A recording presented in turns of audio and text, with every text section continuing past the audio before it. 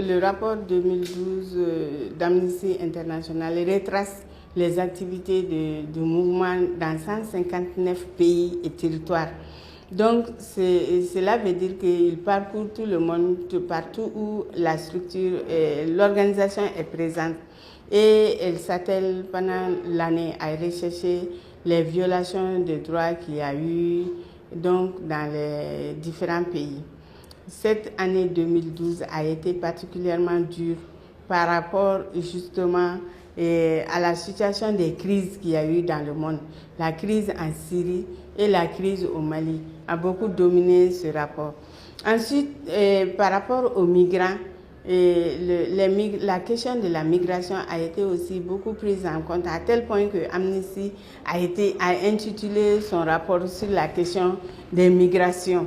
Parce que les personnes déplacées, les personnes migrantes qui vont chercher leur bonheur ailleurs sont confrontées justement à la fermeture des frontières par d'autres pays. Si on prend le cas de l'Europe par exemple, les personnes se déplacent pour aller chercher leur bonheur ailleurs, pour aller chercher leur vie économique ailleurs, et ils sont barrés à la frontière et au risque de leur vie et en matière de violation de leurs droits. Donc ça c'est une question qui a été beaucoup prise en compte.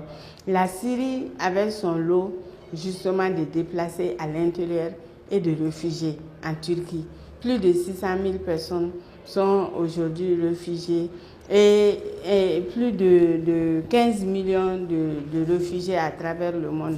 Donc cela veut dire que c'est une question vraiment centrale qui préoccupe beaucoup et qui dénonce des graves violations.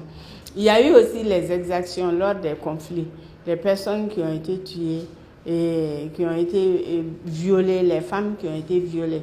Parce que vous n'êtes pas sans savoir que les déplacements lors des conflits impliquent beaucoup les déplacements des femmes et des enfants. Donc il y a la question aussi de l'utilisation des enfants soldats dans les conflits, dans les crises. Ce sont des questions vraiment centrales qui sont traitées dans le rapport. Le Mali a parlé de la crise justement au nord et au sud. Il y a eu des exactions qui ont été commises suite justement à la crise au sud, suite au putsch militaire. Et ces exactions ont été commises justement par des gens qui étaient pro-putschistes contre les gens qui se prononçaient contre. Donc ces exactions ont été commises non seulement sur des populations civiles, sur des militaires et des policiers qui ont été enlevés, qui ont été battus, qui ont été torturés, qui ont été gardés même à l'anonymat. Souvent, Amnesty a dû se lever pour demander pour rechercher des personnes. Et on a dû justement en ce moment les faire sortir et les présenter devant le tribunal. Donc ça c'est la crise au sud. Mais la crise au nord, Amnesty a produit un premier rapport depuis Aguelhok. Donc Amnesty Mali a fait un rapport pour dire pour dénoncer justement les crimes qui ont été commis, les gens qui ont été égorgés, les viols qui ont été commis depuis janvier 2012. Ensuite, Amnesty a encore travaillé sur les exactions commises par les groupes armés. Mais aussi par l'armée malienne. Amnesty a fait un rapport sur ça, sur des exactions qui ont été commises par des gens qui sont proches des Touaregs ou qui sont Touaregs ou qui sont supposés être affiliés avec des groupes armés. Donc Amnesty a dénoncé aussi, dans ce rapport, Amnesty a dénoncé l'utilisation d'enfants soldats.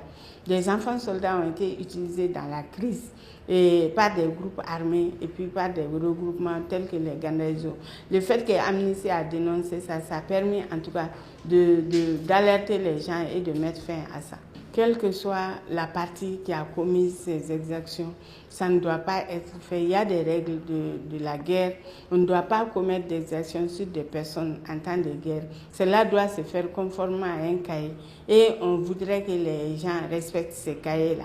Les groupes armés, comme l'armée malienne, que l'on cesse justement de commettre ces exactions et qu'on mette les gens, les réfugiés dans leurs droits, les personnes déplacées, qu'on regarde quelle est la situation de l'éducation des enfants aujourd'hui, de ces personnes déplacées, la situation des femmes qui sont déplacées. Tout le monde sait que les femmes en déplacement sont exposées parce qu'elles sont dans des abris précaires, donc elles sont sujettes à tout, au viol, au crime et à toutes sortes de choses.